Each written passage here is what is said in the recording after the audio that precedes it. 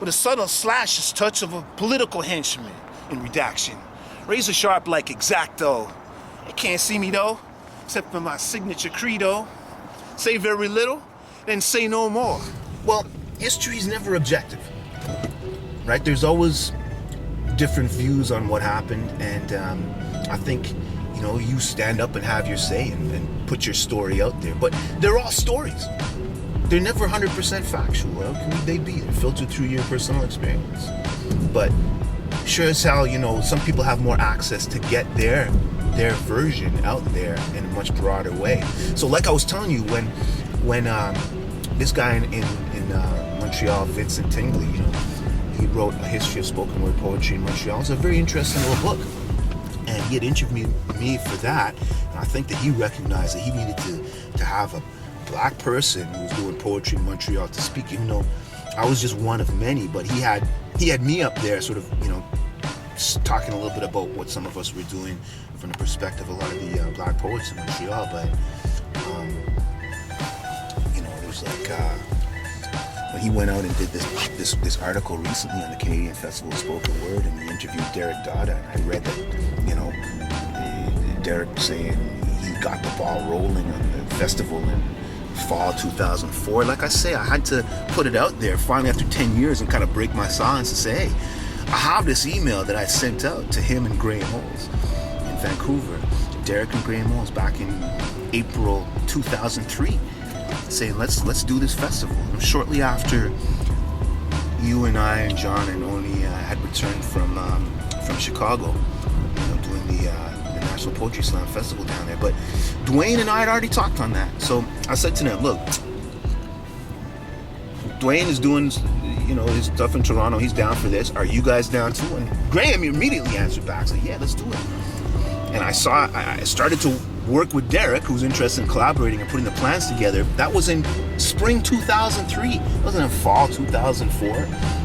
That was going back to April 2003. And in fact, by July 2003, I found another email where he had forwarded the whole structure and program and proposal that I put together to, like, in the vision of this festival with, you know, here's some of the showcases we could do, here's some of the feature artists we can invite, you know, we could have 4 teams, here's a little structure over 3 or 4 days, here's a venue we could do it in, and I negotiated with the Ottawa International Writers Festival to kind of connect up with them and do it at the National Archives and Library and so on. And Derek had actually forwarded that structure to Graham Moles and said, hey, Anthony has put together a structure for this thing, and you know, here's what he's got, and tell me what you think. He's ready to coordinate it in the national perspective, and I'm going to work with him. So it's funny, you know, that I read this 10 years later. I read in his article by Vincent Tingley, who's supposed to be a journalist and somebody that knows spoken word poetry, and he interviews Derek Dada. I'm here the whole time in Ottawa. This dude could talk to me anytime. And he's interviewing this guy, and he puts this out there online in this article, how Derek's saying how he essentially started the whole festival, and he drew it up, and he, you know, so that kind of shit, it offends me, man. It offends my sense of truth, at least somewhat of a truth in telling the story, and the kind of vision that we had all worked into with the national, with the Northern Griots Network, when a group of us met in Ottawa here, and we laid out a series of exchanges, and we said, look, the next move we could do is not just a series of exchanges, but let's do a festival, and let's see that we at the core of this stuff, because we always at the core of this. Shantae and them and Word is Bond down in Halifax were doing that at that time. Right? So I'm talking like 2002, 2003. We were running the series Golden Star Lounge. You know, we had Dwayne doing Up From the Roots in Toronto. You know, so, and Tanya Evanson out in Vancouver working with doing showcases out there, Jamila and so on, right? Montreal, you at Butterfly, Mahalia Verna, you know. So that's when we met here. We said, look, we are at the foundation of a lot of the spoken word poetry stuff, because we had taken our cues from the dub poets, from Clifton Josen and Lillian Allen and Afua Cooper, and then we, you know, so we were positioned to really help move that whole Canadian Festival of Spoken Word, and that was in our discussion. That's why Dwayne and I had already talked about that. So what some of them don't know is the roots of that festival, that Canadian Spoken Word Festival, go back to that Northern Griots Network meeting that we had here in Ottawa back in 2002.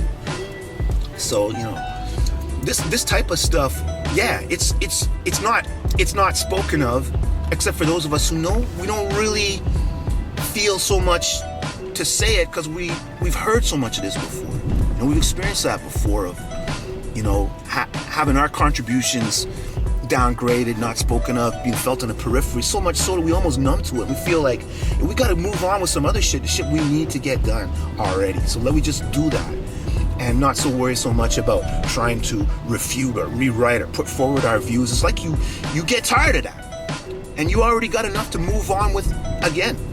So why are you going to spend time on that? And that's partly why I never said anything. It's probably why a lot of us never said anything. But at the same time, as L. Jones reminded me, and Eddie, you know, Eddie original want to put together those archives and saying, look, there's people out there that may get some inspiration from hearing that. They may need to know that. There may be a lot of young black people out there from hearing that will say, hey, yeah, you know, people that kind of look like me and sort of, you know, come from the same community basis as me, and you know, they were at the root of a lot of this stuff too.